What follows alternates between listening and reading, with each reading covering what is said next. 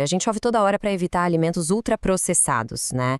Mas e se a própria base desse conceito fosse, na verdade, pseudociência? Hoje a gente vai analisar uma crítica bem pesada que desafia essa ideia, questionando o que realmente faz um alimento ser ruim. Bora mergulhar nesses argumentos e entender essa história. Essa frase resume bem o que a maioria pensa, né? A ideia de que os ultraprocessados são criações da indústria, feitos não para nutrir, mas para fazer a gente continuar comendo sem parar. E é uma ideia poderosa que pegou mesmo e acabou virando a base de várias recomendações de nutrição por aí. Só que aí vem a reviravolta. Existe uma análise e bem contundente que não só discorda, mas que ataca a própria base de tudo, chegando a chamar o conceito de pseudociência. Então, a partir de agora, a gente vai entender direitinho o que está por trás dessa crítica tão severa. Para começar, é bom deixar claro o tamanho dessa controvérsia. Isso aqui não é um debatezinho acadêmico qualquer, não. É uma divisão de verdade, bem no coração da ciência da nutrição, e com implicações bem reais para a saúde pública. De um lado, a gente tem guias alimentares de países inteiros e pesquisadores que defendem a classificação ultraprocessado como uma ferramenta essencial para a saúde. Do outro, tem cientistas que batem o pé, dizendo que essa teoria toda foi construída numa base meio bamba, cientificamente bem questionável. Ou seja, está longe de ser um consenso.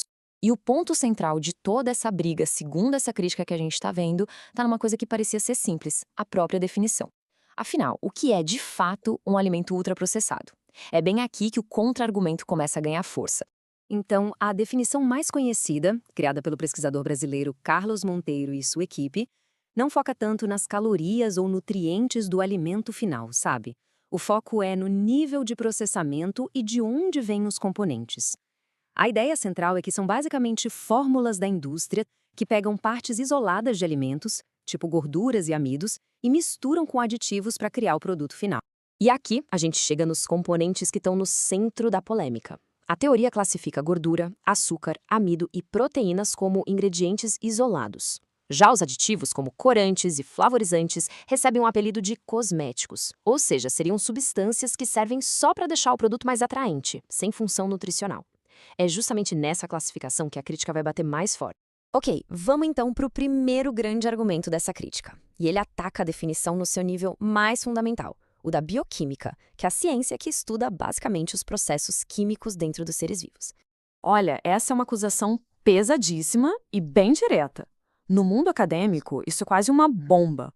O que a crítica está dizendo, com todas as letras, é que a teoria dos ultraprocessados simplesmente ignora a ciência mais básica de como o nosso corpo funciona. É basicamente acusar seus criadores de desconhecimento fundamental de bioquímica. E este slide aqui resume perfeitamente o paradoxo central. De um lado, a gente vê os ingredientes que a teoria dos ultraprocessados diz que são problemáticos. Do outro, a gente tem a realidade da bioquímica. Essas mesmíssimas coisas são literalmente os blocos que constroem a vida, a energia que o corpo precisa para funcionar. Aí a crítica pergunta: como é que algo pode ser problemático e essencial para a vida ao mesmo tempo? Agora vamos para o segundo ponto da crítica. Ele sai um pouco da teoria pura e olha mais para a prática.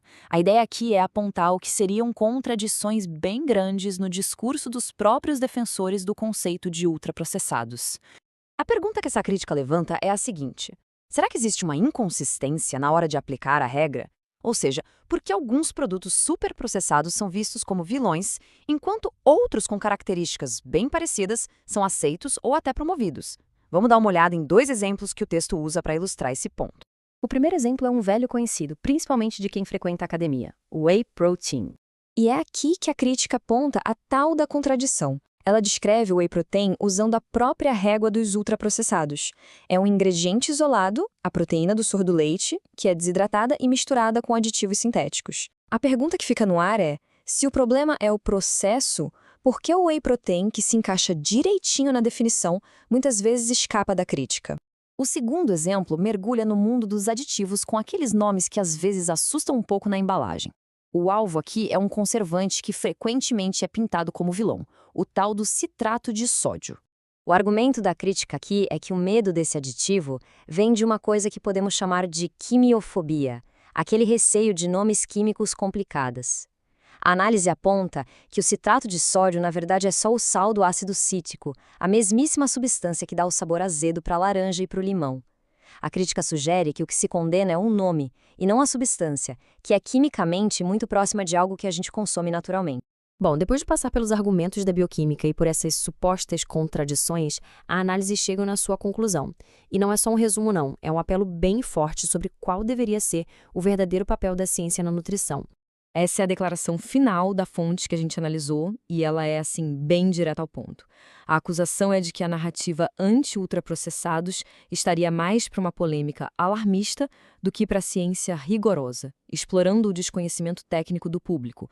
No fundo, é um chamado por um debate com mais evidências e menos medo. E tudo isso acaba nos deixando com essa questão fundamental.